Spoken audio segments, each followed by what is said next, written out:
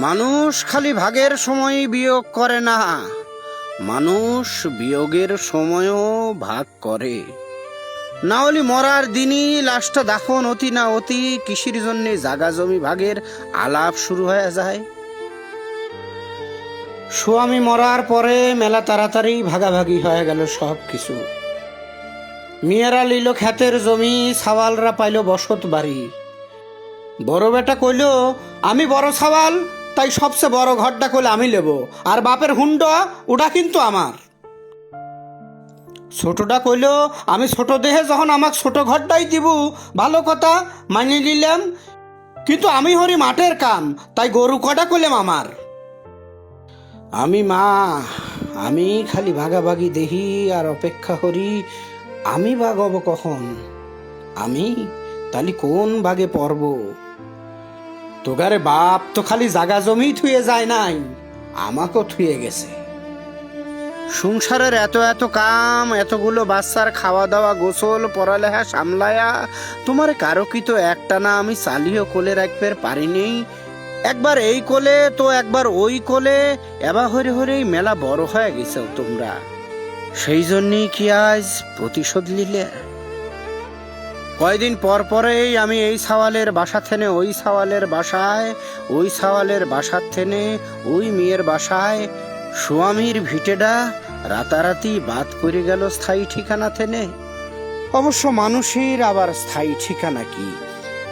যে দুনিয়ায় আমরা স্থায়ী ঠিকানা খুঁজি, সেই দুনিয়াটাই তো স্থায়ী লয়। ছোটবেলায় কোনো জায়গা ঘুরবের চালি মা কইতো বিয়ের পর স্বামীর সাথে ঘুরিস, কিন্তু বিয়ের পর দেখলাম স্বামী হরে ক্ষেতের কাম।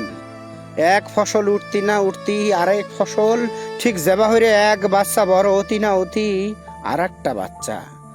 লায়েরে যাওয়ারই সময় পাইলাম না কোনোদিন ঠিক মতো, কৃষির আবার ঘোরাঘুরি।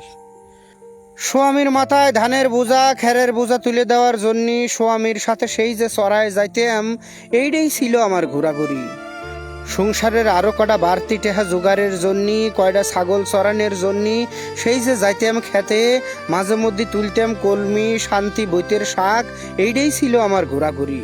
সেই যে মা কইতো বিয়ের পর স্বামীর সাথেই ঘুরিস, সেই দোয়াটাও মনে হয় কবুল হলো এতদিনই, কিন্তু স্বামী মরার পরে। যখন আমি এক শহর ছাড়িয়ে আর এক শহরে, এক সাওয়ালের বাসা ছাড়িয়ে আর এক সাওয়ালের বাসায় বাসায় ঘুরি। আমার বড় সাওয়ালের ছোট বেটাটা কয়, দাদি আসো ফুটবল খেলা দেখি। আমি এই খেলার কিছু বুঝি না, আমি এই খেলার কিছু বুঝি না, তা ওই ফুটবল ডাক আমি খুব ভালোবাসি। আমি খালি বুঝি ওই ফুটবলটা ঠিক আমারই লাহান, কেউ তা কাছে রাখতে চায় না বেশিক্ষণ। আমার মনে পড়ে 38 বছর আগে আমাক লিয়েও কারাকারি হচ্ছে সবাই। মাঝে বিছানা পাইতে সব কটা সাওয়াল মেয়ে লিয়ে যখন ঘুমাইসপের যাইতাম, তখন কি যে এক মারামারি কারাকারি শুরু হচ্ছে সবাই। সবাই এসে আমার কোলের কাছে এসে ঘুমাইসপের চাইতে। আমি কইতাম সবচেয়ে যে ছোট সে আমার কাছে থাকবি, তারপরে যে বড়, তারপর সে, তারপরে যে বড়, তারপর সে, ডাইনে কিংবা বায়ে একই হিসেব। তোকারে বাপ দূর থেকে আমার বানাইনে এইসব নিয়ম শুনতো আর আইসে আইসে কইতো, তোমার এইসব নিয়ম টিয়মের জন্য মনে হয় আমার অনেক দূরেই থাকা লাগবি, আমি যে সকগুলার চাই বড়। আমার বানাইনে এইসব নিয়ম টিয়ম তোমরা কেউ মানতে না, খালি তোমারে আব্বা বাদে।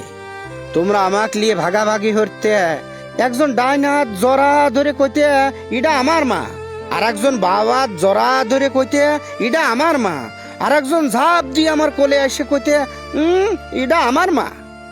আমি তোমারে কইতাম আমি মা, আর মা কারো একার লয়।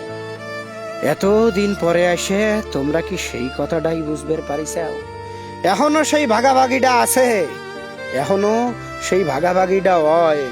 এখন তোমরা একজন আর একজনে কও মা আমার একার লয়, মা তো তোরও। এই কথা শুনে সে আবার কয় মা আমারও একার লয়, মা তো তোরও। আহ কি ভাগাভাগি, কত সুন্দর ভাগাভাগি! এখনো আমার সেই নিয়মটা তোগারে আব্বাই খালি মানি লিছে।